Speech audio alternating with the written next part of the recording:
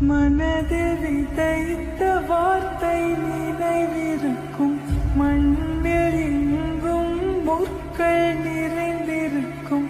தடைகள் எதையும் மகனே வென்று வா, தலையே நிமிந்து பகையை கொன்று வா.